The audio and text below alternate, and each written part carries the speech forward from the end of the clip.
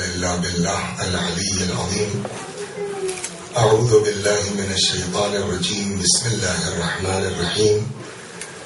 الحمد لله رب العالمين بارئ الخلائق أجمعين باعث الأنبياء والمرسلين، والصلاة والسلام والتحية والإكرام على البشير النذير السراج المنير سيدنا ونبينا وشفيعنا إن شاء الله أبي القاسم محمد.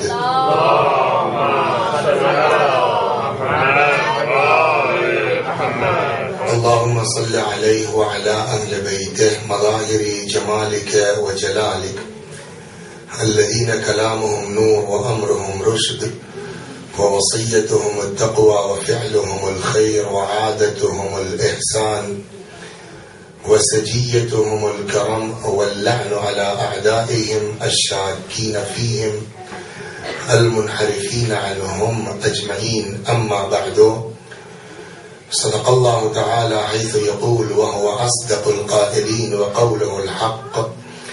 أعوذ بالله من الشيطان الرجيم. بسم الله الرحمن الرحيم. من جاء بالحسنة فله خير منها وهم من فزع يومئذ آمنون. صلوات محمد.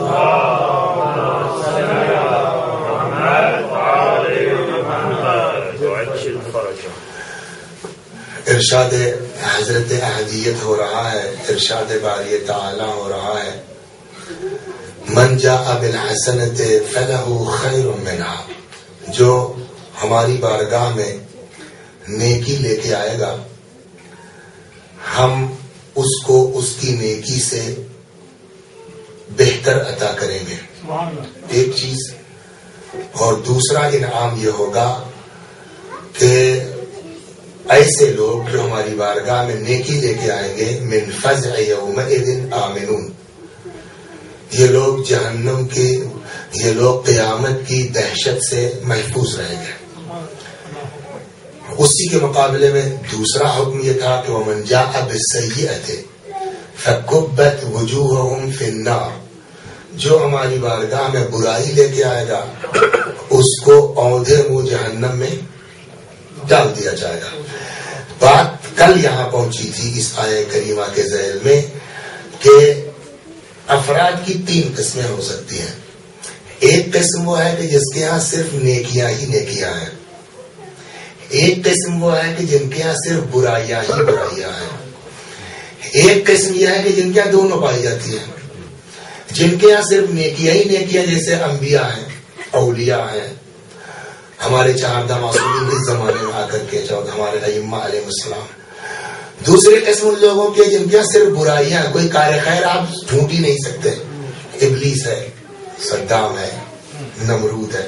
صدام کے میں نے جان پوچھا کوئی نیکی آپ نہیں دکھلا سکتے ہیں، اس لیے کہ آپ کو ایسے یوٹیوب پہ جائیے یا ایسے لوگ آپ کو دکھیں گے حکام جن کو نماز نہیں آتی، نماز جو واقعی سورہ نہیں پڑھ سکتے ڈھنگ سے، تو کیا کہیں گے کہ اس کے نام اعمال میں کوئی نیکی ہو سکتی. ایک قسم فرعون کی ہو گئی، شداد کی ہو گئی، نمرود کی ہو گئی. ایک قسم یہ ہو گئی معصومین کی. تو مسئلہ معصومین کا جہاں تک ہے وہاں تک ٹھیک ہے. آیت من جاء بالحسنۃ فلہ خیر منها هم من فزع یومئذ آمنون، یہ لوگ قیامت کی دہشت سے بچے رہیں گے. جہاں تک معاملہ جو ہے گناہگاروں کا، فرعون و حامان کا ہے، وہ بھی معاملہ ٹھیک ہے کہ فکبت وجوہہم فی النار، ان کو اوندھے منہ جہنم میں ڈال دیا جائے گا. لیکن جہاں معاملہ ہمارے آپ جیسا ہو کہ جس کے نامہ اعمال میں نیکی بھی ہے، جس کے نامہ اعمال میں برائی بھی ہے، آدھی آیت کہتی ہے کہ نیکی ہے اس کے نامہ اعمال میں تو اس کو جہنم کی دہشت سے محفوظ رہنا چاہیے. آدھی آیت کہتی نہیں اس کے نامہ اعمال میں گناہ بھی ہے تو اس کو اوندھے منہ جہنم میں ڈالنا چاہیے. اب جس کو اوندھے منہ جہنم میں ڈالا جائے گا اس کو دہشت نہیں ہوگی، جب وہ جہنم میں جائے گا دہشت ہوگی. آدھی آیت کہتی دہشت نہیں ہونا چاہیے، آدھی آیت کہتی دہشت ہوگی. پھر کیا ہوگا؟ کل جو حضرات تشریف فرما تھے ان کے ذہن میں بات محفوظ ہوگی کہ ہم نے جو عرض کیا تھا، اصل جو پرسوں گفتگو چلی تھی کہ خود قرآن کا مطالعہ ایک ہنر ہے، قرآن کا پڑھنا خود ایک کمال ہے.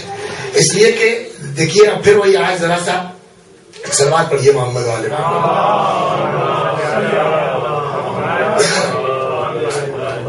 سمجھا تھا پرسوں کہ بات کچھ زیادہ گاڑی ہو گئی اور شاید مناسب نہیں تھی، لیکن آج اس کا فیڈ بیک ملا ہے تو ہم کو یہ اندازہ ہوا کہ صاحب کچھ ایسے یہاں کے سامعین مختلف، ان کو وہ گاڑی ہی چیزیں سمجھ میں آتی ہیں، اچھی لگتی ہیں، لیکن لوگوں نے نہیں ماشاء اللہ وہ بہت، تو اس سے تھوڑی سی ہمت ہماری اور بڑھی ہے۔ ایک آیت پر آپ اور توجہ فرما لیجیے آج کہ واقعی قرآن کا سمجھنا کتنا بڑا ہنر ہے۔ سب کو یاد ہو گئی آیت کل من علیہا فان، اگلا فقرہ کیا ہے؟ ہاں وَيَبْقَى وَجْهُ رَبِّكَ ذُو الْجَلَالِ وَالْإِكْرَامِ۔ اس کا ترجمہ کیجیے آپ لوگ، واقعی مزہ اس میں زیادہ آتا ہے، ممبر میں تو اس کا ایک الگ اندر ہوتا ہے، یہاں جو آپسی گفتگو ٹائپ کی ہوتی ہے اس میں زیادہ لطف ہے۔ اس کا ترجمہ کیجیے، کل من علیہا فان، ہر چیز کیا ہو جائے گی؟ فنا ہو جائے گی۔ وَيَبْقَى، اور باقی رہے گی، کیا باقی رہے گا؟ وجہ ربک، تمہارے رب کا چہرہ۔ اللہ کے چہرہ ہوتا ہے؟ اللہ کے چہرہ۔ اب یہاں پر ایک گفتگو شروع ہوتی ہے، آغا آپ جائیے انٹرنیٹ پر، ہمارے اردو میں مواد کم ہے، عربی میں اس قدر ہے کہ وہ اللہ جو ہے وہ اپنی جو ہے وہ جو وہ لباس ہٹائے گا، وہ اپنی ساتھ جو ہے وہ، اکثریت وہ ہے کہ جو قرآن کو اس کے ظاہری معنی میں لیتے ہیں، لیکن اگر قرآن کو واقعی اس کے حقیقی معنی میں لے، اس کا کیا مطلب ہوگا؟ ہر چیز فنا ہو جائے گی۔ وَيَبْقَى وَجْهُ رَبِّكَ ذُو الْجَلَالِ وَالْإِكْرَامِ، تمہارے رب کا چہرہ باقی رہے گا۔ تو ٹھیک ہے، چہرہ، تو چہرے کا مطلب یہ کہ اللہ کا جسم ہے۔ اگر اللہ کے لیے ہم نے چہرہ تسلیم کر لیا تو اللہ کے ہاتھ بھی ہونا چاہیے، اللہ کے پیر بھی ہونا چاہیے، بقیہ لوگ اسی مجبوری پر قائل نہیں اللہ کا پیر ہے، اور وہ یکشف عن ساق باقاعدہ آیت موجود ہے۔ تو اگر اللہ کے ہاتھ پیر ہے تو وہ کیوں نہیں باقی رہے گا؟ چہرہ ہی کیوں باقی رہے گا؟ یہ سوال ہے نا کہ یا تو باقی رہے تو پورا جسم باقی رہے۔ وَيَبْقَى وَجْهُ رَبِّكَ ذُو الْجَلَالِ وَالْإِكْرَامِ، صرف وجہ رب کیوں باقی رہے، اللہ کا چہرہ کیوں باقی رہے؟ اب یہاں پر دو چیزیں آتی ہیں، خوب توجہ کیجیے آپ۔ ایک ہے جس کا نام ہے حقیقت، اور ایک لفظ ہے جس کا نام ہے مجاز۔ حقیقت کے معنی کیا ہے؟ مجاز کسے کہتے ہیں؟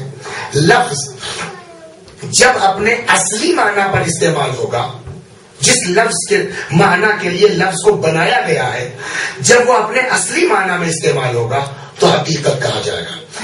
اگر لفظ اپنے اصلی معنی سے ہٹ جائے، چاہے کم ہو جائے چاہے بڑھ جائے، وہ کیا کہلائے گا؟ پھر مجاز کہلائے گا۔ سر سوزن، سوئی کے نوک کے برابر بھی اگر معنی کم ہو جائے تو مجاز، معنی زیادہ ہو جائے تو مجاز۔ ایک صورت تو یہ ہو، دوسری یہ ہے کہ جس لفظ کے لیے وضع کیا گیا ہے، کم زیادہ کی بات ہی اس سے ہٹ کے استعمال ہوتے ہیں۔ البتہ مناسبت، دوسروں کی بھی دو قسمیں ہوں گی، ایک جو ہٹ کے استعمال ہو رہا ہے مناسبت کے ساتھ استعمال ہو رہا ہے، یا مناسبت کے بغیر استعمال ہو رہا ہے۔ اگر مناسبت کے ساتھ استعمال ہو رہا ہے تو اس کو مجاز کہا جائے گا، اگر بغیر مناسبت کے استعمال ہو رہا ہے تو اس کی دو قسمیں ہوں گی کہ جس دوسرے معنی میں یوز ہو رہا ہے وہ دوسرے معنی میں غالب آ گیا ہے یا غالب نہیں آیا ہے۔ اگر دوسرے معنی میں غالب آ گیا ہے تو اس کو منقول کہا جائے گا۔ منقول کی تین قسمیں ہوں گی، منقول شرعی، منقول عرفی، منقول اصطلاحی۔ اگر غالب نہیں آیا ہے تو اس کے معنی اس کو مرتجل کہا جائے گا۔ مثلا صلاۃ، میں اس کو منقول کی مثال دے دوں تاکہ مجاز اور منقول کا ڈفرنس ہمارے ذہن میں محفوظ رہے، ورنہ جنرل آدمی جو مجاز اور منقول کو ایک سمجھ۔ مثلا لفظ صلاۃ، صلاۃ کے معنی کیا ہے؟ دعا۔ آج صلاۃ کے معنی کس معنی میں یوز ہوتے ہیں؟ نماز، عربی میں۔ وہی لفظ صلاۃ ہماری اردو میں کہاں میں استعمال ہوتا ہے؟ دیکھو صلوات نہیں، صلاۃ جو کھانے کے ساتھ ہیں، سلاد ہے نا۔ تو یہ صلاۃ تھا دعا کے معنی میں، اب استعمال ہو رہا ہے کہاں میں؟ نماز میں۔ ٹھیک، پہلے حج کس معنی میں تھا؟ قصد۔ حج کے معنی صرف اور صرف کیا تھے؟ ارادے کے، قصد۔ آج حج کس معنی میں استعمال ہو رہا ہے؟ مناسک مخصوصہ. صوم کے معنی کیا تھے؟ نہیں، صوم کے معنی امساک کے تھے، رکنے کے تھے، کسی چیز سے رکنا. آج صوم کے معنی کیا ہے؟ ایک مخصوص پیریڈ میں کھانے پینے سے رکنا. زکات کے معنی کیا تھے؟ نہ، زکات کے معنی بڑھنے کے. یہی کمال ہے واقعی. زکات کے معنی کیا ہے؟ بڑھنے کے ہیں، نمو کے ہیں. اسی لیے آدمی اگر زکات دیکھتا رہے گا تو اس کا مال بڑھتا رہے گا. زکات کا بھی معنی بڑھنے کے. ٹھیک. اب یہ زکات اب کس معنی میں ہو گیا؟ ایک مال کی وہ مقدار معین. تو یہ قسم ہو گئی کہ لفظ کسی معنی میں تھا، اس کے بعد دوسرے معنی میں استعمال ہونے لگا. یہ کیا کہلائے گا؟ منقول شرعی. لغت میں کچھ تھا، شرعی اصطلاح میں کچھ. اس کے مقابلے میں دوسرا لفظ آتا کیا؟ مجاز. مجاز کیا ہے کہ لفظ جس معنی کے لیے استعمال وضع کیا گیا ہے، بنایا گیا ہے، جب تک پورے معنی میں، بہت باریک چیز پر توجہ کیجیے، جب تک پورے معنی میں استعمال ہوگا تب تک تو حقیقت ہوگا. ذرا سے معنی کم ہو جائیں، ذرا سے معنی بڑھ جائیں، مجاز ہو جائے گا. مثلا اس وقت آپ وسیع حسن کہیے، یہ حقیقی معنی میں نہیں استعمال ہوگا. شہریار حقیقی معنی میں استعمال نہیں ہو رہا ہے. مہدی عباس حقیقی معنی میں استعمال نہیں ہو رہا. کیوں؟ کہ جس وقت لفظ شہریار وضع کیا گیا تھا اس جسم کے لیے، بغیر کوٹ کے تھا. جس وقت لفظ مہدی عباس وضع کیا تھا ان کے والدین نے اس جسم کے لیے، بغیر کالی قمیص اور چشمے کے تھا. اب مہدی عباس چشمے کے ساتھ بولا جا رہا ہے، تو یہ معنی بڑھ گئے نہیں بڑھ گئے؟ لہذا یہ مجاز ہو جائے گا. یہ اس مجاز کو ذرہ برابر بھی اگر معنی کم ہو جائے تو مجاز، ذرہ برابر بھی معنی بڑھ جائے تو مجاز. اب آئیے حقیقت اور مجاز کا فرق کیا ہے، اسی بات کر رہے ہیں نا. اب آئیے قرآن مجید کا ایک خاص ہنر یہ ہے، بقول مرحوم مدرس افغانی رحمت اللہ علیہ کے ہم لوگوں کے استاد تھے، کہ مجاز گوئی بھی ہنر ہے. مجاز گوئی بھی ہنر ہے، اور قرآن الف سے لے کے یہ تک سارا کا سارا مجاز ہے. صلوات بر محمد. حقیقت میں آپ بحث آئے کہ وہ ہے اسی وجہ ربک ذو الجلال والاکرام. اب مجاز گوئی جو ہے اس کے اپنے شرائط ہے. ہر جگہ آپ نے نظام میں نے مجاز میں کہا ہے نا، مجاز کے لیے اپنے کچھ شرطیں ہوتی ہیں. وہ ذہنوں جو کلاس نہیں ہے کہ میں وہ مجاز کے شرائط بیان کروں، کہاں کہاں مجاز بیان ہوگا، لیکن من جملہ ان کے جو مجاز جہاں جہاں ہو سکتا ہے، کبھی مجاز صلوات بر محمد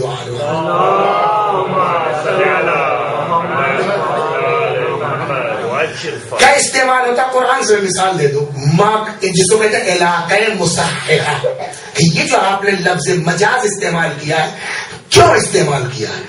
علاقہ تجوز کیا ہے؟ کون سی چیز ہے جو آپ کو رائٹ دے رہی ہے مجازن یوز کرنے کا؟ تو علاقہ مصححہ یعنی رائٹ آف مجاز جب تک نہیں ہے تب تک آپ کسی لفظ کو بےمعنی مجاز استعمال نہیں کر. وہ رائٹس آف مجاز جو ہے ان کی اقسام ہے. میں جملہ ایک علاقہ ماکان، علاقہ ما یکون، علاقہ کلو جو، اس کی وضاحت میں کر رہا ہوں. علاقہ ماکان کیا ہے مثلا، علاقہ ما یکون کیا ہے مثلا. اب آئیے قرآن سے اس کی مثالیں دیتے. علاقہ کلو جو، جناب یوسف سلام اللہ علیہ جب قید خانے میں گئے، ایک دن ان کے قیدی ساتھیوں میں سے کسی نے خواب دیکھا اور اس نے کہا کہ صاحب جو ہے وہ یوسف، ہم نے خواب دیکھا انی اعصر خمرا. اب ترجمہ کیجیے اس کا خمر کا. خمر مانے شراب. کوئی آدمی اس مجمع میں ایسا نہیں ہے جس کو پتہ نہ ہو خمر مانے شراب. وہ کیا کہہ رہا ہے قرآن؟ انی اعصر خمرا، اے یوسف میں نے خواب دیکھا کہ میں شراب نچوڑ رہا ہوں. سوال، شراب نچوڑی جاتی ہے کہ انگور؟ سوال یہ نا، شراب نہیں نچوڑی جاتی، نچوڑنے کے بعد شراب ہوگی. یہ علاقہ ما یکون. تو اس نے خواب دیکھا میں انگور نچوڑ رہا ہوں. کہہ کیا رہا ہے؟ شراب نچوڑ رہا ہوں. مجازن انگور کو شراب کہا گیا. کیوں؟ کہ اس لیے کہ یہ انگور کل کو شراب بن جائے گا جو نچوڑ رہا تھا. تو یہ کیا ہوا؟ علاقہ ما یکون. لہذا یہاں مجازن خمر کو انگور کے معنی میں استعمال قرآن نے کیا. ایک. دوسرا یہ علاقہ ماکان، انسان اگر بچہ ہے اور اس کا باپ مر جائے، یتیم ہے، تو یتیم کے ذمہ دار ہوتے ہیں. جو بھی اس کا ذمہ دار ہے مال کا، اس کو حکم قرآن مجید دے رہا ہے وَآتُوا الْيَتَامَى أَمْوَالَهُمْ، یتیموں کو ان کا مال دے دو. کب دیا جائے گا یتیم کو ان کا مال؟ جب وہ بالغ ہو جائیں گے. جب وہ بالغ ہو جائیں گے تو یتیم کہاں رہے؟ سوال یہ ہے، جب وہ بالغ ہو گئے تو پھر یتیم کہاں رہے؟ تو کہنا یہ چاہیے تھا کہ جو یتیم تھے جب ان کی یتیمی ختم ہو جائے تو ان کا مال دے دو. نہیں، قرآن کا سیدھے سیدھے وَآتُوا الْيَتَامَى أَمْوَالَهُمْ، یتیموں کو ان کا مال دے دو. یہ آج بالغ ہونے کے پہلے آپ یتیم کا مال نہیں دیں گے، آپ ذمہ دار ہیں. دیں گے کب؟ جب وہ بالغ ہو جائے. جب بالغ ہو گیا تو یتیم نہیں رہا. جب یتیم نہیں رہا، قرآن نے کیوں کہا یتیم؟ کہ یہ علاقہ مکان، چونکہ پہلے یتیم تھا اس لیے اب بھی بعنوان مجاز وہ لفظ یتیم اس کے لیے استعمال. یہ ہو گیا کیا؟ علاقہ مکان. اب یہ علاقہ کل جز، علاقہ کل جز کی دو قسمیں ہوں گی. ایک یہ کہ کبھی جز بولا جاتا ہے کل مراد ہوتا ہے مجازن، ایک ہوتا ہے کبھی کل بولا جاتا ہے اور جز مراد ہوتا ہے. دونوں کے مثال، یہ ساری مثالیں مجاز کی قرآن میں ہیں. مثلا قرآن کہتا ہے یجعلون اصابعهم فی آذانہم. جب قرآن کی تلاوت ہوتی ہے تو یجعلون قرار دے لیتے ہیں اصابعهم، اپنی انگلیوں کو. یہ لوگ کہاں؟ فی آذانہم، اپنے کان میں انگلی جا سکتی ہے؟ سوال انگلی ہے پوری ہے. اور عربی کمال یہ کہ ایک ایک جگہ کا نام الگ الگ ہے. پوری انگلی تو کان میں نہیں جائے گی نا. کون آدمی جو انگلی کان میں ڈال سکتا ہے؟ ڈالتا کیا؟ یہ پور ہے نا. اس پور کا نام الگ ہے عربی میں. کیا کہتے ہیں اس کو؟ انملہ. قرآن کو کیا کہنا چاہیے تھا؟ یجعلون اناملہم فی آذانہم، یہ انگلیوں کا سرا اپنے کانوں میں ڈال لیتے ہیں. لیکن قرآن نے کہا کہ یجعلون اصابعہم، انگلیاں ڈال دیتے ہیں. یہ کہاں انگلیاں ہے؟ مراد سرا ہے. یہ کیوں مراد ہوا؟ مجازن. مجازن کیوں؟ علاقہ مستقرہ. رائٹ آف مجاز کیا ہے؟ کا علاقہ جز و کل. بولا گیا کل، مراد لیا گیا جز. اس کی الٹی قسمت ہے، کل بولا جائے جز مراد لیا جائے. پوری قرآن میں وہاں عتق رقبتن، گردن آزاد کرو. کفارے میں جہاں آتا ہے ساتھ میں کھانا کھلاؤ یہ کرو، وہ عتق رقبتن، گردن آزاد کرو. گردن آزاد کرو مطلب غلام آزاد کرو. تو غلام گردن کاٹ کے آزاد کر دی جائے. کہ یہاں بولا گیا رقبہ، رقبہ میں نے گردن بولا گیا رقبہ، اور مراد کیا ہے؟ پورا بدن. تو جس بولا گیا کل استعمال کیا گیا. تو رقبے کے معنی ڈکشنری میں آپ دیکھیں گے تو کیا ہے؟ گردن. یہاں قرآن نے کیا استعمال کیا ہے؟ بدن. تو کس لغت میں رقبے کے معنی بدن کیا ہے؟ کا مجازن. لغت میں دیکھیں گے اصبع کے معنی ہے انگلی کے، مراد کیا ہے؟ پور. کیوں استعمال کیا؟ مجازن. تو ہر جگہ جب مجاز ہے تو وہ یبقا ہوا جو ربک ذو الجلال والاکرام، یہاں مجاز کیوں نہیں ہوگا؟ صلوات بر محمد.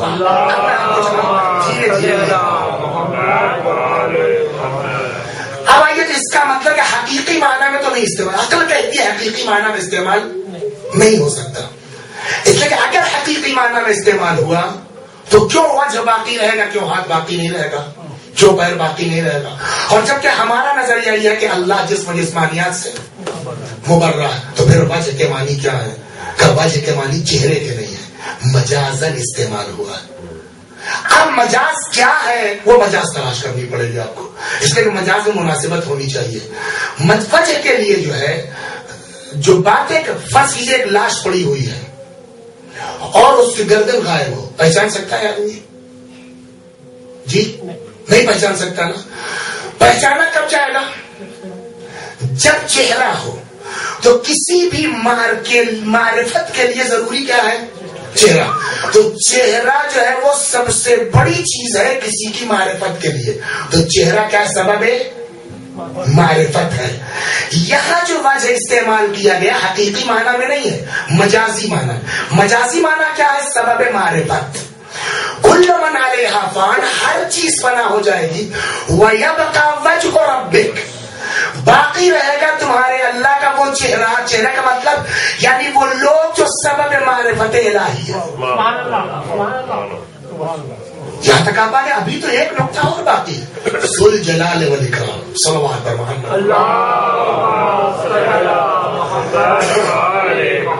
ابھی میں نیچے سے آ رہا تھا تو شاید وہ کچھ درس ٹائپ کی بات تھی نا، کچھ نئے صرف کی باتیں ہو رہی تھی.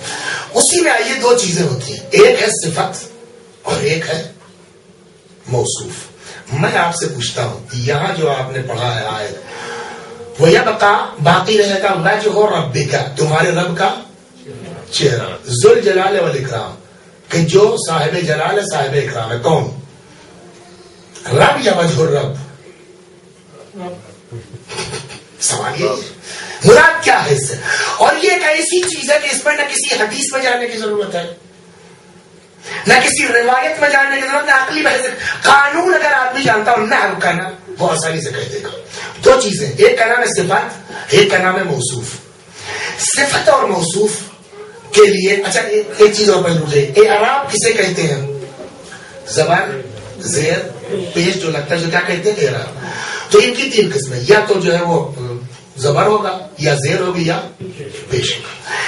اگر کہیں زبر نہیں آ سکتا تو اس کے مقابلے میں اس کی جگہ پہ کون آئے گا؟ الف. کچھ لفظ ایسے جس میں زبر نہیں آ سکتا تو اس کے زبر کے مقابلے میں کیا آئے گا؟ الف. جہاں پیش آنا چاہیے اگر پیش نہیں آ سکتا تو کیا آئے گا؟ واو. احسن. تو اگر کہیں یا آنا یہ زیر آنا چاہیے اور یہ زیر نہیں آ سکتا تو کیا آئے گی؟ یا آئے گی. مثلا السلام علیکہ یا ابا عبداللہ، وہ زبر کی جگہ پر الف ہے، ابا عبداللہ. بے ابی انت، یہاں زیر کی جگہ پر بے ابی یا آ گئی ہے نا. ہاذا ابو عبداللہ، یہاں پیش ہونا چاہیے تو پیش کی جگہ کے اوپر واو آ گیا ہے. تو اعراب کی تین قسمیں ہوں گی، کبھی زبر ہوگا، کبھی زیر ہوگا، کبھی پیش. جہاں زبر نہیں آ سکتا اس کے مقابلے میں الف آئے گا، جہاں پیش نہیں آ سکتا اس کی جگہ پر یہ آئے گی، جہاں واو آئے گا، جہاں زیر نہیں آ سکتا اس کی جگہ پر یہ آئے گا. ٹھیک. اب آئیے صفت اور موصوف، اس کے اندر اعراب میں مطابقت ہونی چاہیے.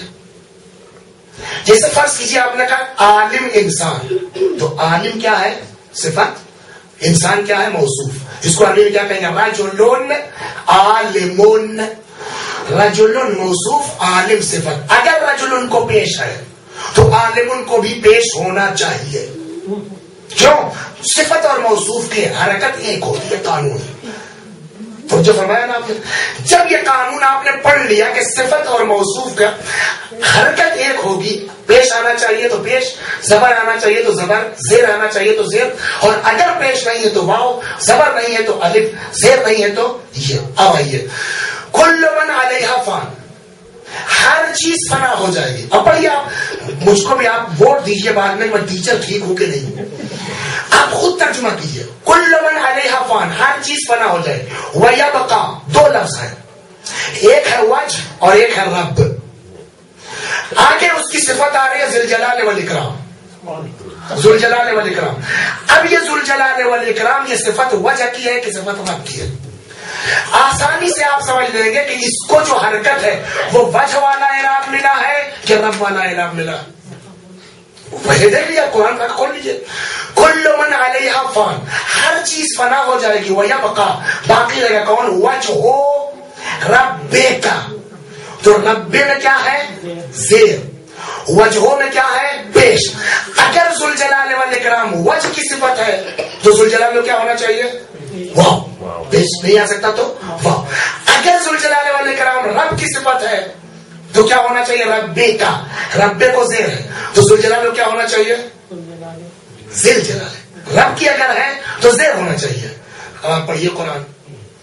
اگر وجہ کی صفت ہے تو کہیں گے وَيَبْقَى وَجْهُ رَبِّكَ ذُو الْجَلَالِ وَالْإِكْرَامِ، باقی رہے گا تمہارے رب کا چہرہ کہ وہ رب صاحب جلال و اکرام ہے. لیکن اگر یہ جو ہے وہ اس کے ربکا کی وہ ہے، وَيَبْقَى وَجْهُ رَبِّكَ ذِي الْجَلَالِ وَالْإِكْرَامِ، باقی رہے گا تمہارے رب کا چہرہ کہ وہ رب صاحب جلال و اکرام. پڑھیے قرآن میں کیا ہے، جس کو آیت یاد وہ پڑھ دے. کل من علیہا فان ذل جلال والاکرام. تو اب یہ ذل جلال کس کی صفت ہے؟ رب کی وجہ کی، وجہ کی صفت ہے. اس میں کوئی شک نہیں ہے کہ اللہ بے شک صاحب جلال و اکرام ہے، لیکن اس آیت میں اللہ نے اپنے کو صاحب جلال و اکرام نہیں کہا، وجہ اللہ کو صاحب جلال و اکرام کہا. صلوات محمد. سے قرآن پڑھ کے دیکھیں، کہاں نہیں علی ملیں گے آپ کو۔ وجہ کو وجہ کیوں کہتے ہیں کہ سبب معرفت الہی ہے، ٹھیک، اور جو سبب معرفت الہی ہے وہ باقی رہے گا، جو باقی رہے گا وہ صاحب جلال بھی ہے، صاحب اکرام بھی ہے۔ صلوات پر محمد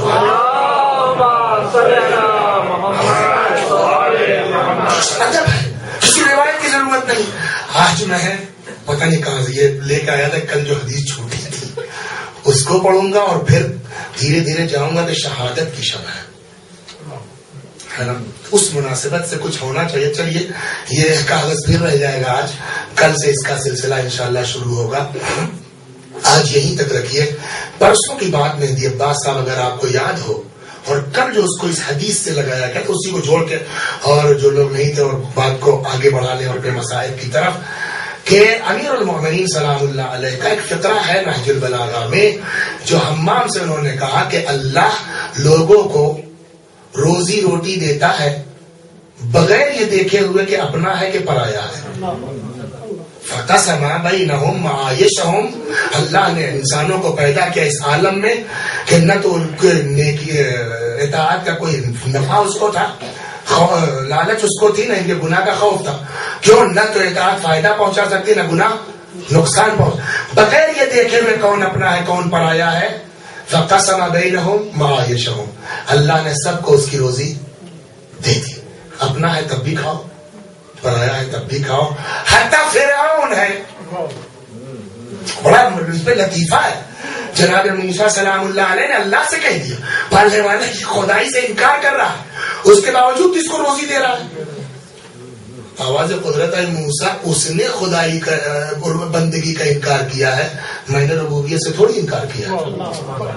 تو نمرود کو وہ دنیا دے ہے، فرعون کو اس نے کائنات عطا کر دی، صدام کو اس نے آخر وقت تک بھوکا نہیں رہا، صدام دی روزی اللہ نے سب کو دی، تو دنیا دوست دشمن سب کو دیتا ہے۔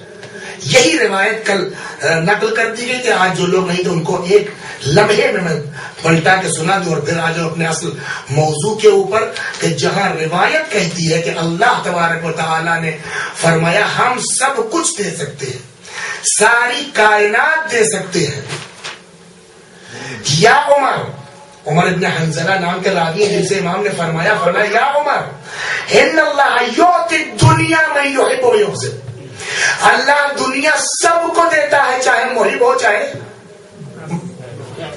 غیر ہو، اللہ کو اس سے محبت ہو تب بھی دے گا، یبغض اللہ کو نفرت ہے تب بھی دے گا۔ ولا یعطی ھذا الامر، مگر یہ امر یعنی عشق اہل بیت، محبت اہل بیت، الا صفوتہ من خلقہ، عشق اہل بیت سب کو اللہ نہیں دیتا سوائے ان کے صفوتہ من خلقہ، جو اس کی مخلوقات میں منتخب ہے، جو ان کی مخلوقات میں چنے ہوئے۔ اب آپ نے محسوس کیا کائنات ایک طرف، عشق اہل بیت ایک طرف، اللہ مال دے دے گا، اللہ دولت دے دے گا بغیر یہ دیکھے ہوئے کہ اپنا ہے کہ پرایا ہے، لیکن بغیر پاکیزگی اور طہارت دیکھے ہوئے عشق اہل بیت نہیں دے گا، الا صفوتہ من خلقہ، سوائے ان کے بھی جو اس کے مخلوقات میں منتخب ہیں۔ آپ شکر ادا کیجیے کہ اللہ کے منتخب بندے ہیں، اور پھر یہ جملہ کہنا مجبوری میری ہے کہ پھر کیسا ہونا چاہیے اللہ کے منتخب بندوں کو، وہ ایک الگ عنوان ہے کہ انشاءاللہ جو ہے وہ ابھی 7 مجلسیں بچی، اس کے ذریعے بھی گفتگو ہوگی۔ آخر میں آج کی جو مناسبت ہے اس کی طرف چلتے ہیں۔ محبت سب سے ہوتی ہے، اور اصل بنیاد محبت کون ہے؟ اہل بیت۔ اہل بیت کی محبت کے بعد ساری محبتیں ہیں، لیکن محبت اہل بیت کے بعد اگر کسی محبت کی واقعاً اہمیت ہے اور آدمی بغیر کسی لالچ کے کرتا ہے تو کس کی محبت ہوتی ہے؟ اولاد کی، ہے نا؟ بغیر کسی لالچ کے اگر کسی سے محبت ہے تو وہ کیا ہے؟ اولاد۔ سوال یہ ہے آج ہمارا معاشرہ، آج ہمارا سماج کچھ اس طرح کا ہے کہ اولاد کے سلسلے میں بھی ہم تقسیم ہو گئے ہیں۔ بیٹا ہے بڑی اچھی بات ہے، اور یہ آج کی بات قدیم زمانے سے چلا آ رہا ہے۔ قرآن پڑھیے، قرآن پرانے زمانے کے عربوں عربوں کی بات کرتا ہے وَإِذَا بُشِّرَ أَحَدُهُم بِالْأُنثَىٰ ظَلَّ وَجْهُهُ مُسْوَدًّا فَهُوَ كَظِيمٌ. ان عربوں کو جب بیٹی کی پیدائش کی خبر دی جاتی تھی تو ان کا چہرہ سیاہ ہو جاتا تھا. یہ توارا من القوم, بھاگ جاتے تھے گاؤں چھوڑ کر کے, یہ بستی چھوڑ کے بھاگ جاتے تھے. جب ان کو بیٹے کی خبر ملتی تھی پیدائش کی, گانے باجے کے ساتھ بستی میں داخل ہوتے تھے. اور اگر بیٹی کی پیدائش کی خبر ملتی تھی تو بیٹی کو زندہ رہنے کا حق ہے. ہمیں سوچ رہا تھا تشریف لے آئیے مہدی عباس صاحب, آپ ہی آگے آئیے تو پیچھے پیچھے آپ لوگ آ جائیں گے.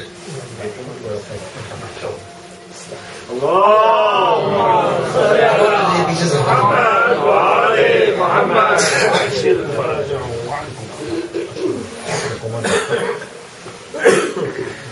یہ توارا من القوم, بھاگ جاتے تھے. جب بیٹے کی پیدائش کی خبر ہوتی تھی گاجے باجے کے ساتھ آتے تھے. جب بیٹی کی پیدائش کی خبر ہوتی تھی تو ان کو زندہ رہنے کا حق نہیں تھا. آپ دیکھیے واقعی کہاں تھی اور کہاں پہنچایا اسلام نے. بیٹی کی اوقات کیا تھی اور کہاں پہنچایا اسلام نے. قرآن پڑھیے وَإِذَا الْمَوْءُودَةُ سُئِلَتْ بِأَيِّ ذَنبٍ قُتِلَتْ. کل کو زندہ درگور سے پوچھا جائے گا تم کو کس جرم میں قتل کیا گیا. ایسے ایسے افراد ہیں, آپ روایات میں جائیے, تفاسیر میں جائیے تو ایسے 4 بیٹی 6 بیٹی 8 بیٹی قتل کر کے آپ مسلمان ہو گئے. اس میں کچھ ایسے بھی تھے جو واقعی مسلمان ہو گئے تو ان کو اپنے کیے کا احساس ہوا, پچھتاوا ہوا کہ ہم نے کیا کیا جہالت کے زمانے میں. تو تفسیر نمونہ میں ظاہر یہ روایت ہے کہ ایک دن ایک شخص آ گیا پیغمبر کے پاس. آگے کہتا یا رسول اللہ کیا میرا گناہ معاف ہو جائے گا. بالکل ہو جائے گا, میرا گناہ بہت زبردست ہے. رسول خدا مظہر رحمت خدا ہے. پیغمبر نے فرمایا تیرا گناہ زیادہ ہے یا آسمان کے ستارے. یا رسول اللہ مگر میرا گناہ بہت زبردست ہے. فرمایا تیرا گناہ زیادہ ہے یا ریت کے ذرات. امیر المؤمنین سلام اللہ علیہ کی دعا کا ایک فقرہ ہے جس میں حضرت فرماتے ہیں یا من سبقت رحمتہ غضبہ, اے وہ اللہ جس کی رحمت اس کے غضب کے آگے آگے. واقعی یہ جملہ میں بہت کہتا, ہر مجلس میں قریب قریب کسی نہ کسی بہانے سے شکر ادا کیجئے خدا کا کہ ایسے گھر میں خدا نے پیدا کیا ہے. آل محمد سلام اللہ علیہ اجمعین کی محبت نصیب ہو گئی. کسی مذہب کسی فرقے میں یہ ہنر نہیں ملتا اللہ سے بات کرنے کا جو ہنر اہل بیت کے دوپہر میں ہمارے پاس ہے. جہاں تربیت کی تربیت ہے, دعا کی دعا ہے, فلسفے کا فلسفہ. تیرا گناہ زیادہ ہے آسمان کے ستارے, تیرا گناہ زیادہ کہ ریت کے ذرات. کہتے ہیں رسول اللہ مگر میرا گناہ بہت زبردست ہے. آخر اس پیغمبر نے کہا تیرا گناہ بڑا ہے کہ اللہ کی رحمت. رحمت خدا ایک ایسی چیز ہے کہ جس کے آگے آدمی کو چپ ہونا ہے. اس نے کہا رسول اللہ خدا کی رحمت سے تو بڑھ کے کچھ نہیں ہے, لیکن ہے بہت زبردست. کیا ہے بولو گے. کہتے یا رسول اللہ میں ایک طویل سفر پہ گیا. وہاں سے 3-4 سال کے بعد جب واپس آیا تو میں نے دیکھا کہ میرے گھر میں اتنی ہی عمر کی ایک بچی پہ گئی, 3-4 سال کی ہے. پہلے میں نے سمجھا ہوگی کسی کی. جب رات ہوگی اور اپنے گھر نہیں گئی تو میں نے اپنی بیوی سے پوچھی بچی کس کی ہے. تو میری زوجہ نے کہا تم کو یاد ہے جب سفر میں جا رہے تھے تم تو ولادت ہونے والی تھی. کہا تو یہ وہ اپنی بچی. کہا بچی تو ماں کے پاس پہلو میں سو گئی, مجھ کو نیند نہیں آئی. یا رسول اللہ جب بچی سو گئی نصف شب کو میں اٹھا, میں نے بیٹی کو ماں کے پہلو سے اٹھایا, لے کے آیا صحرا میں, گڑھا کھودا, اپنی لخت جگر کو. یہ ایک الگ عنوان ہے کہ یہ رسم شروع کیسے ہوئی اور کب ہوئی, کہاں سے ہوئی. وہ انشاءاللہ خدا توفیق دے گا تو گفتگو کبھی ہوگی ورنہ آج وقت نہیں اس کا. ایک ہاتھ میں نے بچی کے سینے پہ رکھا, دوسرے ہاتھ سے مٹی ڈالتا رہا. ایک جملہ عجیب اس میں ملا ہے. پہلا جب وہ بچی کو مٹی ڈال رہا تھا چیخ رہی تھی, میں نے تمہارا انتظار کیا, تو میرے باپ ہو.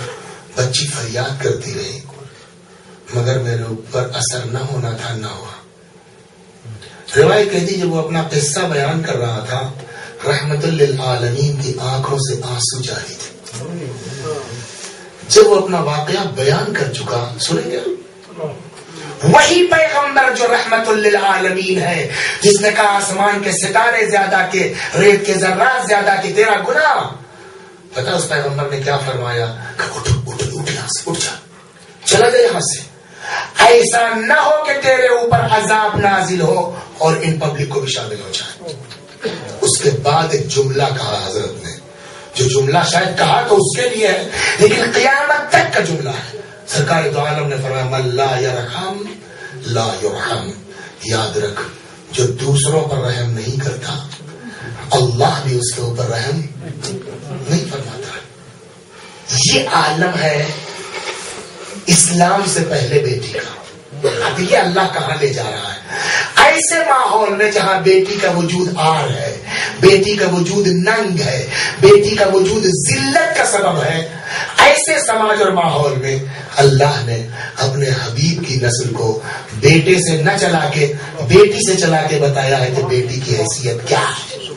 اور اس ماحول میں جہاں بیٹی کے وجود کو ننگ سمجھا جا رہا تھا، دیکھیے عام طریقے سے پڑھ دینا اور بات ہے، لیکن کس سماج میں پیغمبر کا یہ انداز ہے کہ کلما دخلت علیہ فاطمہ قام الیہا رسول اللہ. جب کبھی پیغمبر کے پاس زہرا سلام اللہ علیہا آتی تھی، پیغمبر احترام فاطمہ میں کھڑے ہو جاتے تھے. یہ پڑھنا بہت آسان، لیکن کس ماحول میں یہ کیا ہے؟ اللہ اکبر. اسلام دین، حدیث سنو، آپ ایک حدیث سن لیجیے. آدمی بازار جاتا ہے، حکم ہے شریعت کا، مذہب کا کہ ٹھیک ہے بیٹا کماؤ ہے، بیٹا تمہاری ضعیفی کا سہارا ہے. بے شک دعائیں ہیں موجود کہ بیٹے کے لیے دعا کرو، یہ دعائیں کتابوں موجود ہے اولاد نرینہ کے لیے، لیکن بیٹی کی عظمت کم نہیں ہے. روایت کہتے اذا دخل احدكم السوق فاشترى هدية. عجیب روایت ہے. اذا دخل احدكم السوق، اگر تم میں سے کوئی بازار جائے، فاشترى هدية، اور بازار سے کوئی ہدیہ اور تحفہ خریدے، گھر لے کے آئے، گھر میں بیٹا بھی ہے بیٹی بھی ہے. اسلام کیا کہہ رہا ہے؟ حدیث موجود ہے فَلْيَبْدَأْ بِالْإِنَاثِ قَبْلَ الذُّكُورِ. تو وہ تحفہ جو تم بازار سے مونگ پھلی صحیح لے کے آ رہے ہو، پہلے بیٹی کے ہاتھ پہ رکھو، پھر بیٹے کے ہاتھ پہ رکھو. یہ حکم شریعت. احکام پر آپ غور کریں تو آپ کو اندازہ ہو جائے گا آسانی سے کہ اسلام میں بیٹی کی حیثیت کیا ہے بیٹے کے مقابلے. خود احکام پر آپ غور کریں. ہم لوگ سب بیٹے ہیں نا، ہمارے اوپر نماز کب واجب ہوگی؟ 15 سال مکمل ہونے ہے نا ہمارے. اور بیٹی کب ہوگی؟ 9 سال. ایسا کیوں؟ یہ عظمت نہیں ہے. دو لڑکے سامنے بیٹھے ہیں، ایسے میں کہو پیچھے جاؤ بھاگو. اور دوسرے سے کہا میں نے بیٹا یہاں آئیے. آپ کہنے صاحب یہ کیا بات ہوئی؟ یہ مہدی عباس کا واقعہ تو آپ نے پیچھے کر جو ہے وہ آگے بلا لیا، اور یہ زید بیچارے واقعہ اس کو پیچھے کر دیا آپ نے، اس لیے وہ ڈرائیور ہے ٹیکسی کا. میں نے کہا بھائی پوری بات تو سمجھو، میں نے کیوں آگے کیا کیوں پیچھے کیا؟ اب کیوں کیا آپ نے؟ میں نے کہا یہ لڑکا جس کو پیچھے کیا یہ اتنا شیطان ہے کہ جتنی دیر مجلس میں رہتا ڈسٹرب کرتا. اور وہ میں نے کہا بعد میں مجلس کے بولیے، ساری مجلس زبانیں نہ سنا دے تو کہیے. یہ اور بات ہے کہ ایج گروپ ایک ہے، تو اس کا مطلب کیا ہوا؟ بزم میں خاندان نہیں دکھا جاتا، بزم میں بلایا جاتا ہے تو صلاحیت دیکھ کے، اٹھایا جاتا ہے تو صلاحیت دیکھ کر، ہے نا. اب آپ ایک ایسا گھر تصور کر لیجیے، شادی کی نہیں کی تم نے، چلو آج دعا کرا دیتے. اللہ نے ان کی شادی کروا دی، اور شادی کے بعد اللہ نے جڑوے بچے دے دیے ان کو، ایک بیٹا اور ایک بیٹی. بیٹا 8 سال کا، بیٹی 8 سال کا. بیٹا 9 سال کا، بیٹی 9 سال کی. 9 سال مکمل ہو گیا بیٹی کا. 29 شعبان کی پیدائش تھی. ماں نے کہا کہ بیٹا جلدی سو جاؤ، سویر سحری میں اٹھنا ہے، روزہ رہنا ہے. بیٹا سن رہا، اس نے سوچا شاید یہ ماں ہے تو بیٹی سے کہہ رہے ہیں، مجھ سے پاپا کہیں گے. صبح اٹھے مالا پورا گھر تو روزے سے. اچھا جب سب روزے سے ایک ہی ہے بیچارا تو گرم کر لینا، وہ فریج میں رکھا ہوا. وہ عجیب ہو رہی ہے تو اس کو آخر شاید اس نے لگا دیکھیے یہ بات تو غلط ہے، آپ نے جو ہے وہ ہم کو نہیں اٹھایا، وہ روزے سے ہیں سب. تو ان کا جواب یار اپنی اماں سے جا کے بات کرو، ہمارا کام کما کے پیسے دے دینا، ہم نہیں جانتے بقیہ. ماں کے پاس آئے، امی آپ نے نہیں چلایا ہم کو، روزہ رکھنا تھا ہم کو. ماں کا جواب کیا ہے؟ بیٹا گرمی ہے، 17 گھنٹے کا روزہ ہوتا ہے یہاں لندن میں. ابھی تمہاری عمر ہی کیا ہے بیٹا, ابھی تو تم بچے ہو. جیسے ہی کہا ماں نے کہ ابھی تو تم بچے ہو, جواب کیا ہوگا؟ ہم بچے ہیں تو یہ بھی تو ہماری عمر کی ہے, جڑوا ہے. ہم بچے ہیں, یہ بچہ نہیں ہے. ماں کیا جواب دے سوائے اس کے کہ یہ تو جا کے اللہ سے پوچھو کہ جس عمر میں خدا ہم کو آپ کو بچہ سمجھتا ہے کھیلنے کے قابل, اس عمر میں بیٹی کو اپنی بارگاہ میں عبادت کے لیے بلاتا ہے. اس سے اور بھی عورتوں کو اپنی عظمت کا اندازہ کرنا چاہیے کہ مردوں سے 6 برس پہلے خدا نے تم کو اس قابل کیا کہ میری بارگاہ پہ آؤ. صلوات محمد.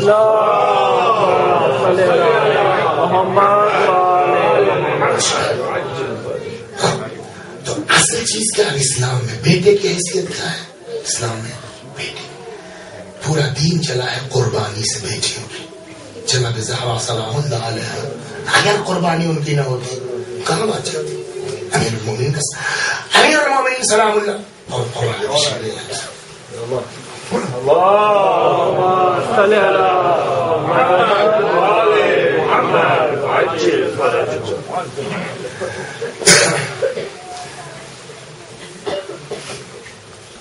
اور صلوات پر محمد.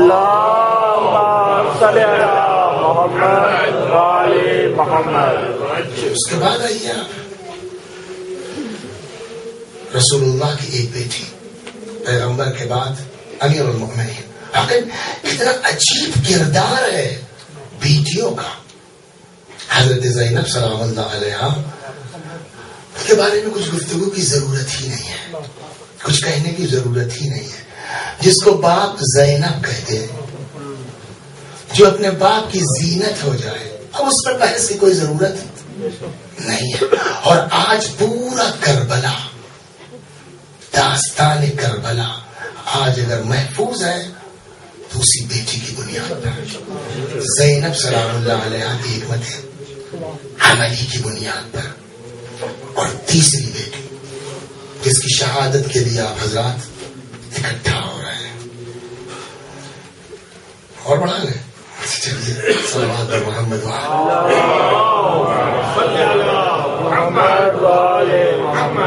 ہو سکتا ہے کسی کا انتظار شاید باقی ہے نا, البتہ 15 منٹ جاتا ہی ہے, اگر اس کے علاوہ بھی چلنا ہے تو کوئی بات نہیں.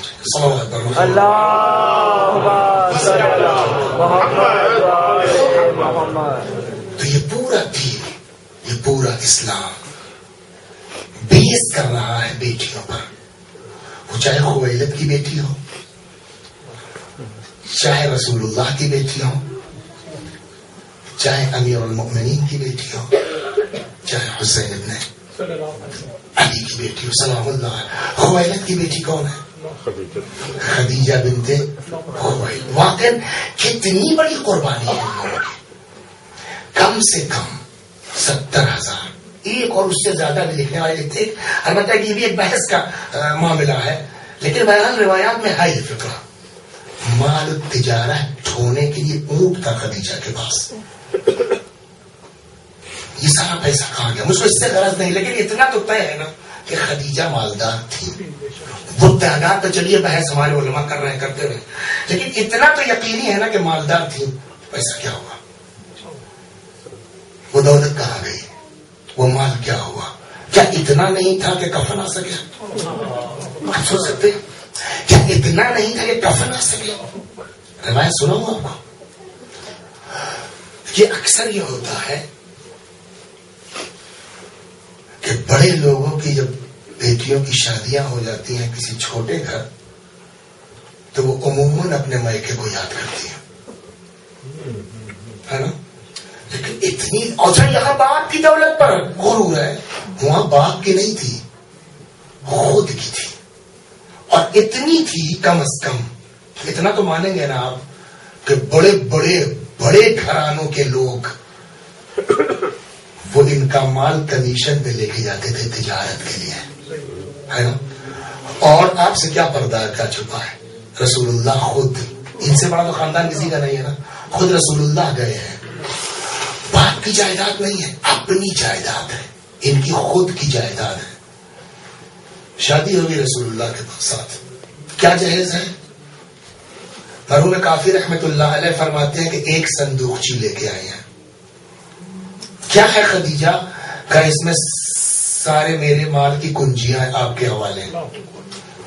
کیا ہوگا پیسہ؟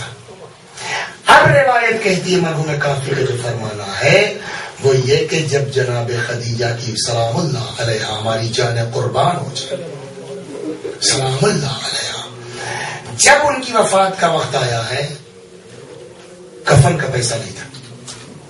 لحاظ کتنا ہے؟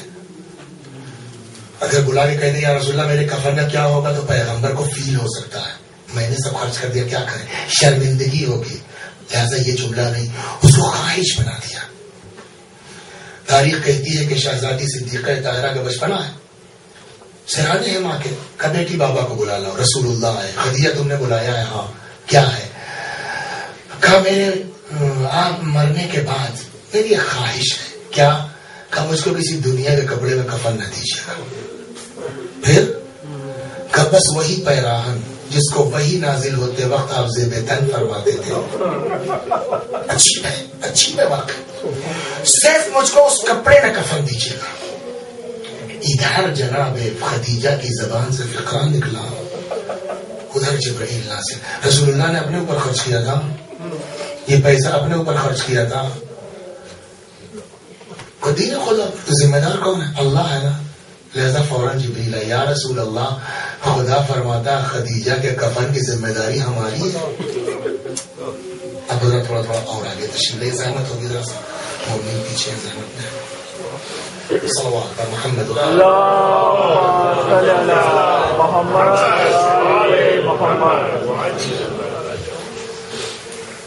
چنانچہ بڑے سے بڑے لوگ ایک کفن، علی سلام اللہ علیہ ایک کفن، امام حسن ایک کفن، رسول اللہ ایک کفن، حضرت سید الشہداء سلام اللہ علیہ کی بات ہی نہیں کفن میں کوئی.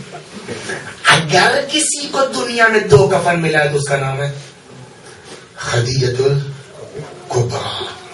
ایک وہ پیراہن جو وصیت فرمائی تھی اور دوسرا بہشت سے جبرائیل امین خدا کی طرف سے کفن لے کر کے آئے. یہ عظمت سلام اللہ علیہ. اور پھر اسی ہمارے واقعہ دیکھیے کہتے ہیں کہ ماں کا تو معصومہ ہے بے شک، نور ہے بے شک، لیکن ظاہری طور پر آپ جو دیکھیں تو کتنی مناسبت اور مماثلت ہے ماں اور بیٹی میں. اسی مالدار بیٹی ماں کی بیٹی جناب زہرا سلام اللہ علیہ ہے، اسی مالدار ماں کی بیٹی. لیکن روایت کہتی ہے کہ وہی زہرا سلام اللہ علیہ اتنی مالدار خاتون کی بیٹی علی کے گھر آئی ہے، کیا حالت ہے پتہ ہے؟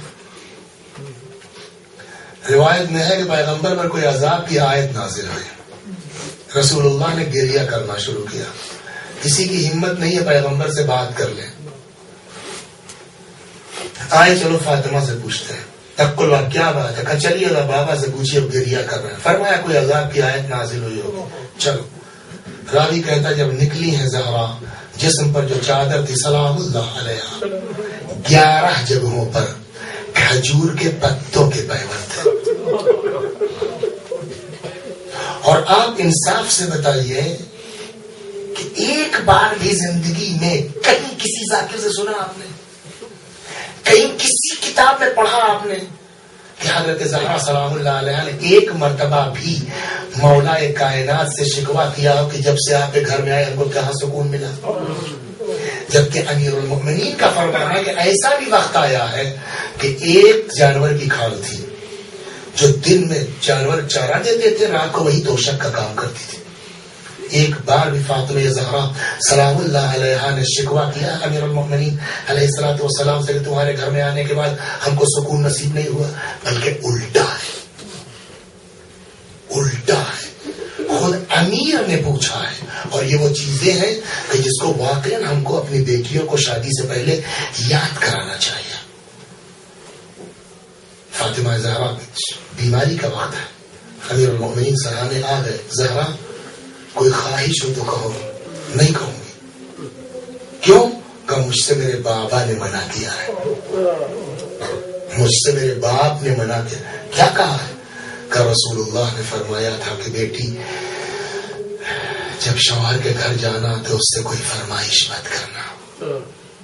ہو سکتا ہے تمہاری زبان سے کوئی فقرہ نکل جائے، علی کے بس میں نہ ہو، علی شرمندہ ہو میں. ملاحظہ فرما رہے ہیں، یہ تربیت پیغمبر اسلام کی. بہت الگ داستان، اس سے ہمارا غرض نہیں کہ بہت جب اصرار ہوا تب جا کر کے شہزادی نے اسی میں انار کی فرمائش کی.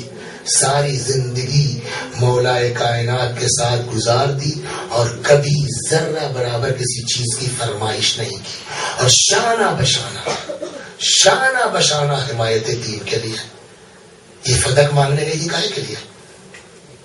فاطمہ زہرا کو فدق کی ضرورت تھی، فاطمہ زہرا کو مال کی ضرورت تھی.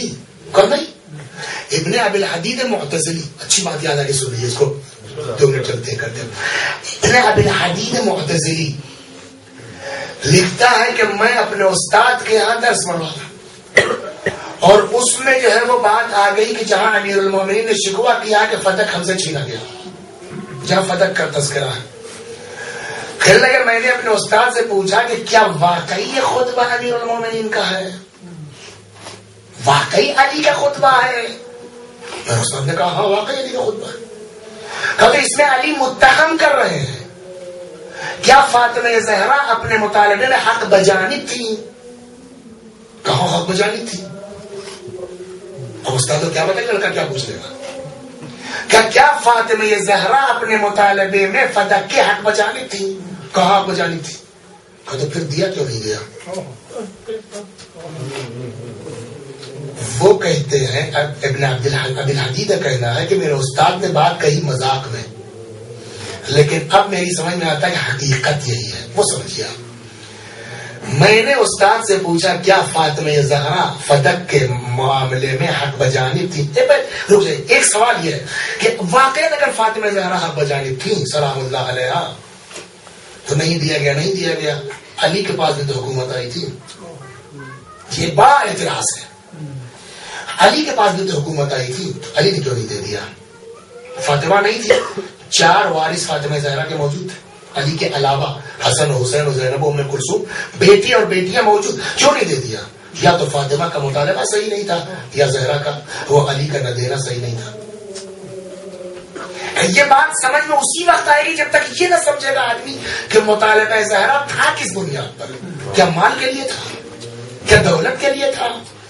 اب یہاں پر یہ جواب سمجھ میں آ جائے گا کہ ابن ابی الحدید جو کہتے ہیں کہ استاد سے میں نے پوچھا کیا فاطمہ حق بجانب تھی؟ کہاں حق بجانب تھی؟ اگر دیا کیوں نہیں؟ کہ استاد نے تو کہا مذاق میں، لیکن اب سمجھ میں آتا حقیقت ہے.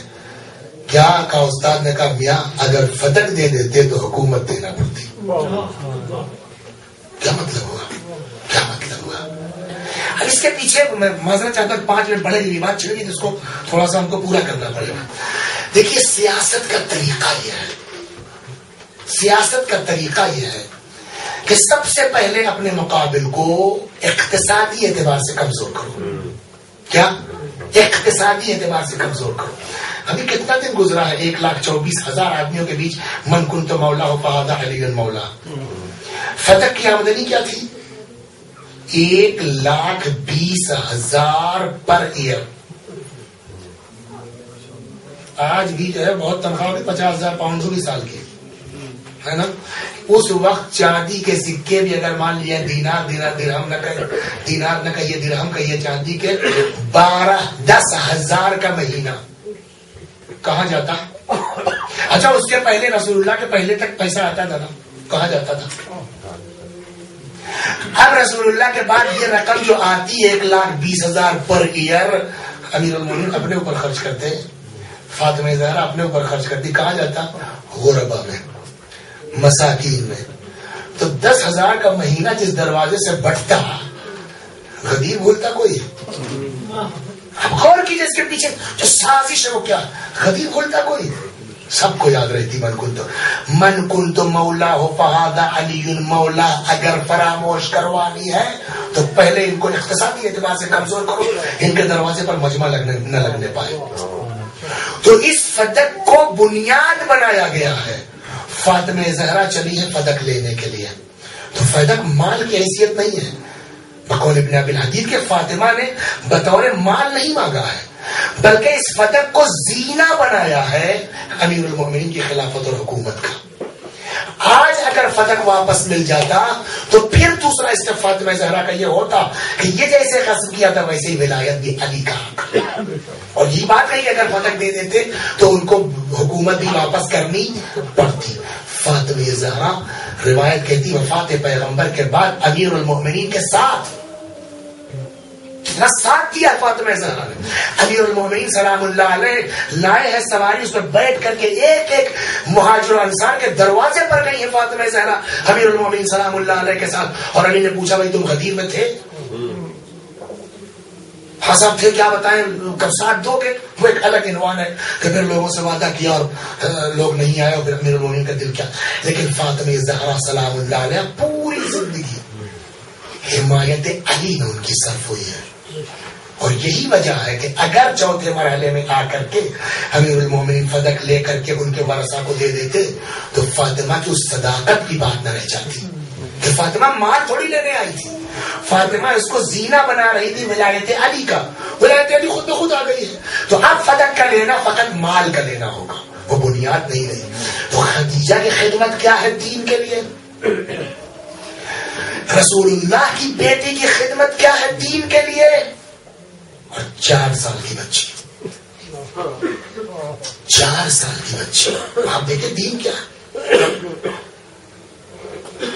کل بات شروع ہوئی تھی، کل سے شہادت کے سلسلے میں جو شہزادی کے سلسلے میں شروع کر دیا، اور انشاءاللہ خدا توفیق دے کل تک رہے، کہ جب امام حسین سلام اللہ علیہ آئے ہیں کہاں؟ ذوالجناح کے پاس۔ یہ خیال میں اتنی سمجھدار ہے، واقعی اتنی سمجھدار ہے کہ پتا ہے کہ اس شور و ہنگامے میں میری طرف کون توجہ کرے گا، لہذا خیمے میں رکنے کے بجائے کہاں آ گئی؟ گھوڑے کے پاس، ذوالجناح کے پاس، کہ بابا جائیں گے تو یہیں سے نا۔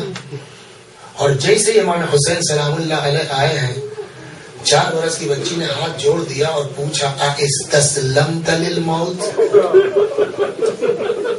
عجیب جملہ ہے، استسلمت للموت، بابا کیا مرنے کے لیے تیار ہو گئے؟ یہاں پر روایات میں حضرت سید الشہداء کے جواب میں جو ہے وہ محاورہ لکھا گیا، اس کا ترجمہ مشکل ہے، مطلب یہ ہو سکتا ہے شاید کہنے کا یہ رہا ہو کہ بیٹی وہ کیا کرے جس کا کوئی ناصر نہ ہو، وہ کیا کرے جس کا کوئی مددگار نہ ہو۔ ٹھیک، اب یہاں پر میں کہا ادھر سے آپ چلیے شروع سے، تو واقعی جو ہے وہ چند بیٹیوں نے کیا خدمت کی ہوتی، خویلد کی بیٹی، مصطفیٰ کی بیٹی، مرتضیٰ کی بیٹی علیہ الصلوۃ والسلام، اور اب امام حسین سلام اللہ علیہ۔ اب معمولی چیز نہیں ہے، ایسی بیٹی ہے کہ جس کے لیے بعض تو یہاں تک کہتے ہیں کہ امام حسین کا فقرہ ہے کہ مجھے وہ گھر اچھا نہیں لگتا جس میں رباب اور سکینہ نہ ہو۔ اگرچہ میں یہ روایت پڑھی نہیں، لیکن بعض بزرگ یہ فرماتے ہیں یہ روایت یہ بھی ہے کہ مجھے وہ گھر اچھا نہیں لگتا جس میں رباب اور سکینہ موجود نہ ہو۔ آپ بتائیے اتنی چہیتی بیٹی جس کو باپ کے سینے کے علاوہ نیند نہیں آتی، جب اس بیٹی کو یہ یقین ہو جائے کہ میرا باپ مرنے کے لیے جا رہا ہے، اس سوال کے بعد کیا بابا واقعی مرنے کے لیے تیار ہو گئے ہو؟ اور حسین کا جواب یہ تھا کہ بیٹی وہ کیا کرے جس کا کوئی ناصر نہیں ہے، جس کا کوئی مددگار نہیں ہے۔ اس 4 برس کی بچی کو باپ کی محبت کی بنیاد پر کیا کہنا چاہیے؟ اصل میں اس طرف توجہ دلانا چاہتا ہوں، مذہب تو بھی ہے، فطرت کیا ہے، کیا کہنا چاہیے تھا اس بچی کو اتنی محبت کے بعد کہ اب باپ میرا جا رہا ہے، اب زیارت نہیں ہوگی، اب ملاقات نہیں ہوگی، ہے نا؟ کیا کہنا چاہیے تھا؟ بابا یتیمی بہت بری چیز ہوتی ہے، بابا یتیمی کوئی اچھی چیز نہیں ہے، مت چاہیے، یتیم نہ بنائیے۔ آخرش کیا مانگ رہی ہیں لوگ؟ بیعت ہی تو کر لیجئے، بیعت، ہم کو تو یتیم نہ بنائیے۔ اگر یہ 3 سال کی 4 سال کی بچی کہہ دیتی کون سی بری بات تھی؟ 4 سال کی بچی کی باپ کی محبت میں کہا اس نے، لیکن آج تک آپ نے کسی کتاب میں پڑھا، آج تک آپ نے کسی روایت میں پڑھا کہ اس 4 برس کی یتیمہ نے باپ سے کہا ہو کہ بیعت کر لو، مت جاؤ، پھر کہہ سکتی تھی فطری بات. کہاں آج تک الٹی بات ملتی ہے. کیا بابا جانے سے منع نہیں کرتی جاؤ, مگر ایک بار میرے سر پہ اس طرح ہاتھ پھیر دو جیسے یتیموں کے سر پہ پھیرا جاتا. بابا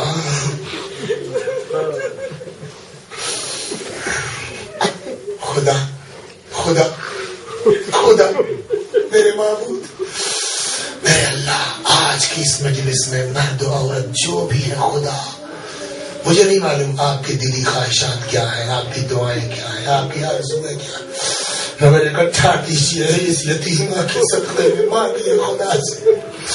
اور مخصوصاً آج کیا دعا کرنی چاہیے ہم کو, آپ کو کیا دعا کرنی چاہیے؟ آج اس بیوی کے وسیلے سے آئیے دعا کریں, اللہ شام خدا خدا خدا شہزادی زینب کے روزے کی حفاظت, اس یتیمہ کے روزے کی حفاظت, راستہ یا اللہ. اجرکم علی اللہ, اجرکم علی اللہ. بابا ایک بار میرے سر پہ اس طرح ہاتھ پھیر دو جیسے یتیموں کے سر پہ پھیرا جاتا ہے. اللہ اکبر. حسین چلے گئے, شام غریبہ آ گئی.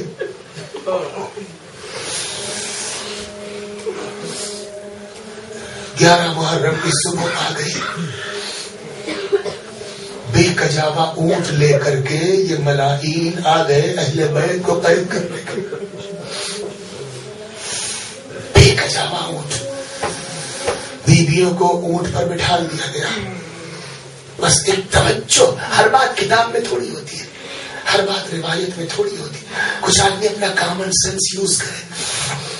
4 سال کی بچی کو اونٹ پہ بٹھا دیا گیا.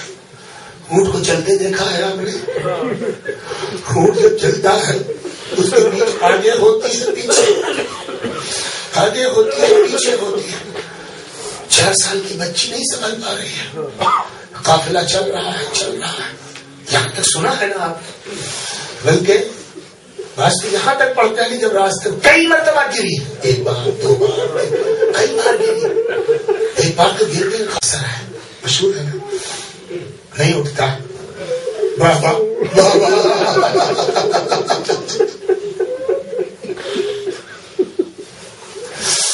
کیوں, کیا بات ہے بابا؟ کا بیٹا میرے سینے میں سونے والی پشت شکر سے گر گئی. اب جو زینب سلام اللہ علیہ آئی ہے, دیکھا کوئی بی بی خاموش میں نہیں ہے. پیارا آپ کون ہے؟ ارے بیٹا ماں کو رحم نہیں آئے گا تو کس کو؟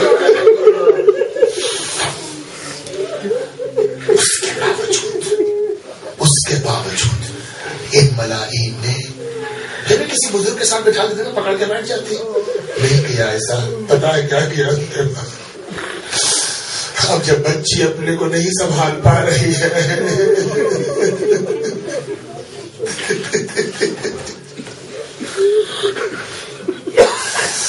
جب بچی نہیں سنبھل پا رہی, اونٹ پر بٹھلا کے بچی کو رسیوں سے باہر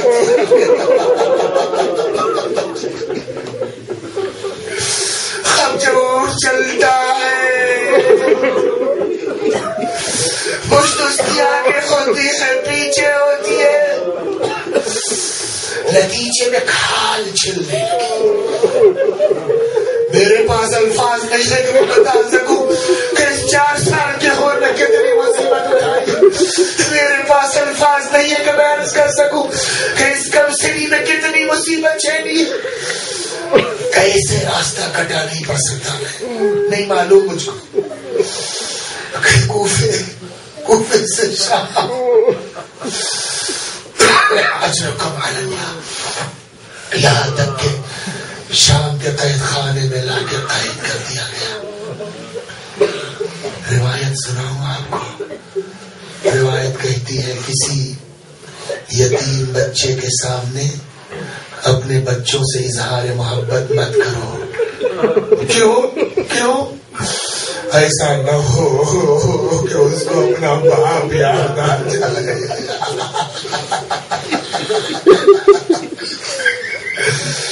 یا حسین ہوتا تھا یہی ہوتا تھا. روایت کہتی تیرے زندان پہ آ جاتی تھی جب کوئی اپنے بچے کی انگلی پکڑ کے گزرتا تھا دھڑک کے پوچھتی تھی بھوپی اماں میرے بابا کب بھوپی اماں میرے بابا کب آئے. اللہ اکبر. شام کو پرندے جب اپنے آشیانوں میں جاتے تھے پوچھتی تھی بھوپی اماں ہم مدینے کب جائیں. اس پورے قافلے میں سب سے زیادہ اگر وطن جانے کی کسی کو خواہش تھی تو اس یتیمہ کی تھی. اللہ اکبر. مستقل باپ کو یاد سوتے جاگتے اٹھتے بیٹھتے ہر وقت بابا بابا بابا. ایک دن تو یہ ہوا جس دن شہادت ہوئی ہے روایت کہتی ہے سو رہی تھی پتہ نہیں سوتے میں کیا ہوا اٹھی اور اٹھتے ہی کہتی ہے پھوپھی اماں بابا کہاں گئے. پھوپھی اماں بابا کہاں گئے. ابھی بابا آئے تھے ابھی بابا پیار کر رہے تھے ابھی بابا آغوش میں لیے تھے. بیویوں کو احساس ہو گیا کہ بچی نے باپ کو خواب میں دیکھا ہے. حسین علیہ السلام یاد آئے بیویوں نے بھی رونا شروع کیا. کہتے ایسا شور گریا بلند ہوا ایسا شور گریا بلند ہوا کہ قید خانے سے باہر آواز جانے لگی. یہاں تک کہ شدہ سنتے ہیں یزید تک بات پہنچ گئی. اللہ اکبر. پھر ایک جملہ رک کے پوچھو خدا ہر بچے کو یتیمی سے محفوظ رکھے. خدا سب کو یتیم سے محفوظ رکھے. اگر خدا نہ خواستہ کسی کا انتقال ہو جائے لوگ تعزیت کے لیے جاتے ہیں پرسے کے لیے جاتے ہیں کم سے بچے ہوتے ہیں روتے ہیں. آدمی کیا کرتا ہے بچوں کو بہلانے کے لیے آغوش میں لے لیتا ہے 1000 چلا جاتا ہے بیٹا یہ کھاؤ گے بیٹا یہ کھاؤ گے. بچوں کو بہلانے کا یہی طریقہ ہے نا. بچوں کو چپ کرنے کا یہی طریقہ ہے. آج تک سنا آپ نے کہیں کہ کسی کے 3 بچے کو بہلانے کے لیے اس کے باپ کا کٹانا سر دے.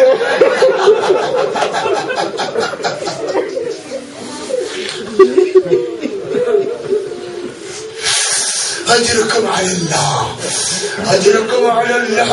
خدا تو کسی غم میں نہ رلائے سوائے غم مظلوم کربلا کے.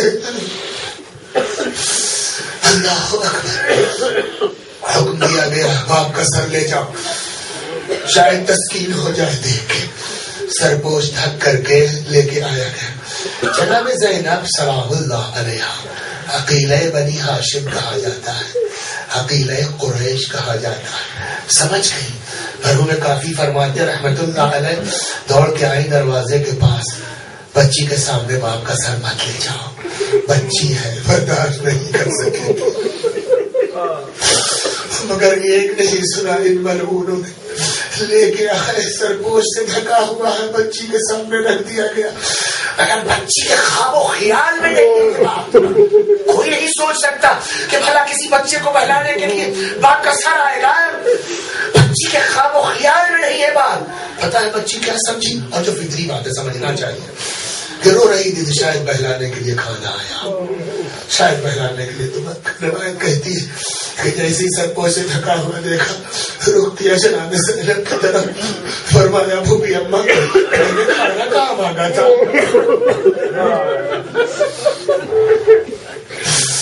میں نے بھوک کا شکوہ کب کیا تھا.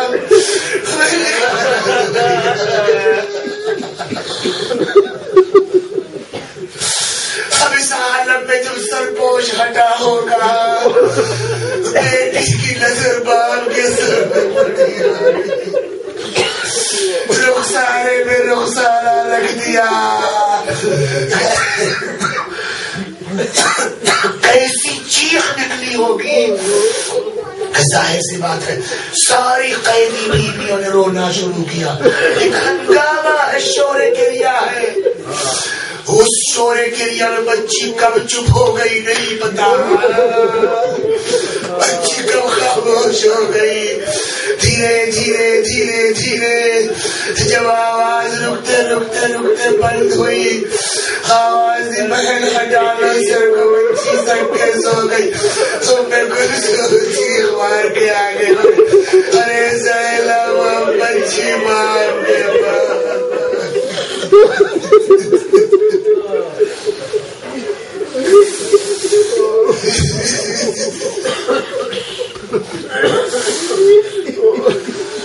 سيعلم الذين ظلموا أي منقلب ينقلبون إنا لله وإنا إليه راجعون.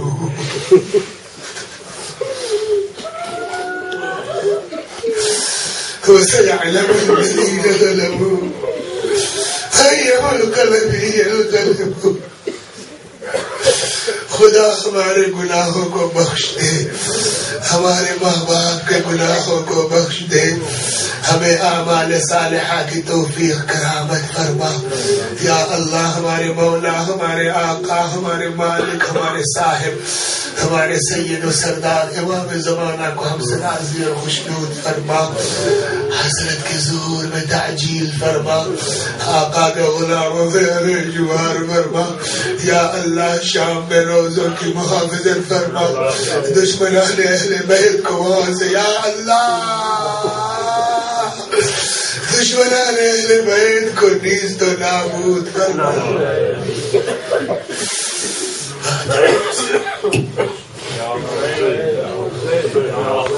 Ya